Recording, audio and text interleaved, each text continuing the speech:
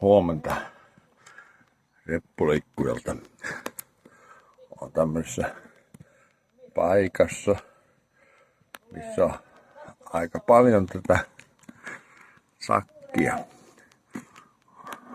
Yleensä kesälomieni parhaat ja kultaisimmat hetket olen saanut viettää näissä samantyyppisissä maisemissa.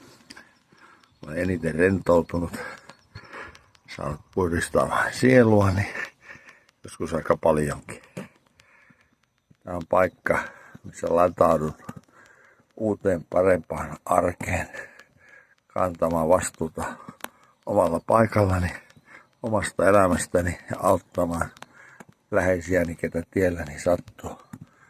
Tämä on reppuliikkujan elämän yksi tärkein ja ehdottomasti tärkein osa tässä maallisessa vaeltamisessa. Huomenta kaikille, tilatkaa kanava ja seuratkaa, jos kiinnostaa vähän erilaiset jutut.